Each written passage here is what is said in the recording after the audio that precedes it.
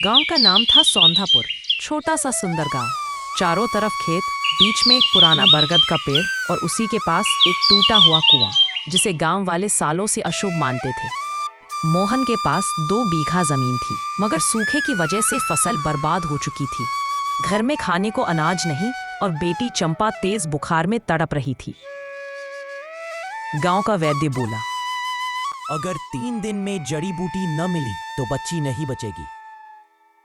मोहन के पास पैसे नहीं थे। मजबूरी में वह रघु ठाकुर के पास गया। रघु हंसा। जमीन मेरे नाम कर दे, तब दूंगा पैसे। मोहन का दिल रो पड़ा, पर बेटी की जान के आगे मजबूरी थी। उसने कागज पर अंगूठा लगा दिया।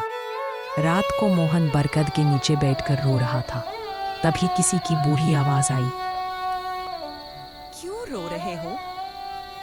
वो थी दादी काशी, जो गांव की सबसे पुरानी और रहस्यमयी औरत थी। मोहन ने सारी बात बता दी। दादी मुस्कुराई और बोली, अगर सच में बेटी को बचाना है तो उस सूखे कुएं से पानी निकालो। मोहन घबरा गया। पर दादी, लोग कहते हैं वो कुआं श्रापित है। श्राप नहीं बेटा, वो गांव की भूली हुई आत्मा है। अगली सुबह मोहन रस्सी और बाल्टी लेकर कुएं के पास पहुंचा। गांव वाले उसे रोकने लगे। पागल हो गया है क्या? मौत को बुला रहा है। पर मोहन नहीं रुका। उसने जैसे ही बाल्टी डाली, नीचे से ठंडी हवा का झोंका आया और पानी की आवाज सुनाई दी। जब बाल्टी ऊपर आई, उसमें सिर्फ पानी नहीं था, उसमें चमकती हुई मिट्टी थी, जैसे सोना। दादी काशी फिर आई और बोली, ये मिट्टी नहीं, तेरे गांव की आत्मा की सांस है। इससे खेत सींच, बेटी को बचा और याद रख, ये लालच के लिए नहीं है। मोहन ने उस पानी से चंपा को पिलाया।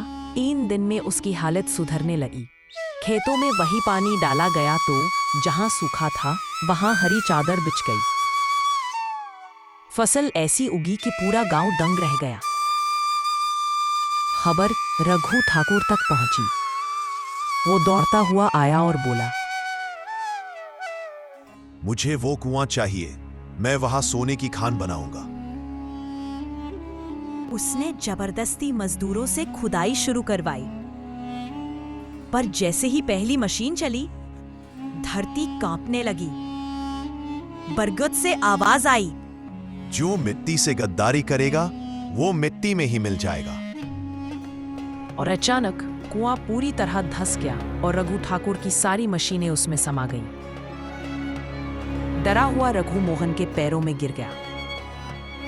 माफ कर दे, मेरे लालच ने मुझे अंधा कर दिया। जमीन मेरी नहीं, इस गांव की मां है, इसे लौटाओ। रघु ने जमीन वापस कर दी। दादी काशी बरगद के नीचे बैठी थी। मोहन उनके पास गया। दादी, आप कौन हो? दादी हल्की मुस्कान के साथ बोली, मैं इस गांव की वो रूह हूं जिसे लोगों ने भुला दिया था और तूने याद दिला दिया। ये कहकर वो हवा में विलीन हो गई। जो इंसान अपनी मिट्टी की इज्जत करता है, उसकी मिट्टी भी उसे कभी भूखा नहीं मरने देती। और जो लालच करता है, उसकी जड़ें खुद ब खुद सूख जाती हैं।